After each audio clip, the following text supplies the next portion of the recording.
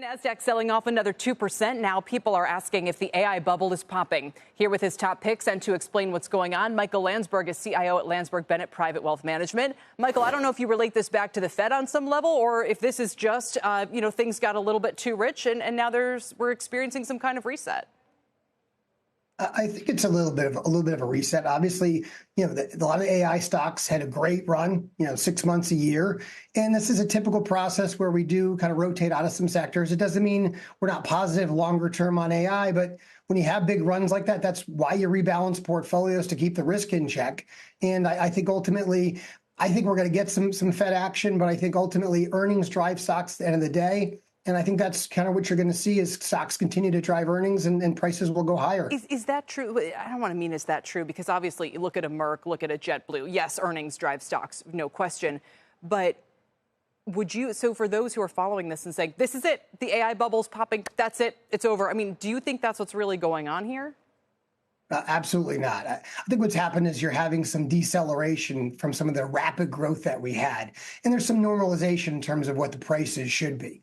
I mean, if you're looking at kind of how AI has kind of basically taken over our vocabulary, yeah, it's probably gotten a little exuberant.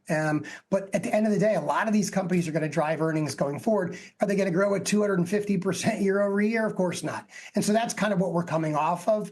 But the internet itself and a lot of the things that we saw, the cloud weren't straight up. They had these fits and starts. And I think that's what you've got now. You're getting a resetting of some of those names. And some of the names are going to deliver and some of them aren't. And I think it's a stock picker's market when it comes to AI. I know you have more of a stock picking bent. You like TJ Maxx or TJX companies. You like Stryker. You like Arthur Gallagher. So you're looking kind of at those names. When NVIDIA is down $1 trillion from its peak, does that entice you at all? I mean, do any of the Mag 7, which are now down about a significant amount, maybe 8% peak to trough the past couple of weeks, are there any opportunities there, especially if earnings come in a little better than expected? I think obviously, a name like NVIDIA, we've owned NVIDIA since May of 19. We like the story longer term. It had a great run. It's kind of, corrected. This is an important level. I think when we get through earnings season, you'll kind of see, kind of separate the wheat from the chaff, if you will, and see who's actually delivering earnings. I think if you're a long-term holder of these names, I think you can look to pick up names on weakness. But again, it depends really on the holding. I think a lot of times people say they're long-term holders and they hold for 20 minutes.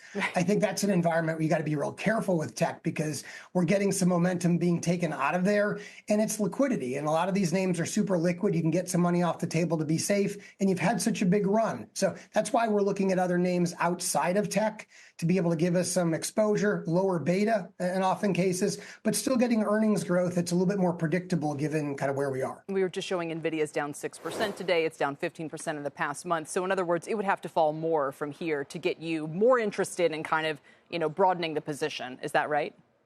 Yeah, more interested. What we typically do is we rebalance. So we trimmed some of our NVIDIA position about a month ago. That's something that we do twice a year. And what happens is it kind of forces us unemotionally to take profits when things get to be more than they should be in our portfolio.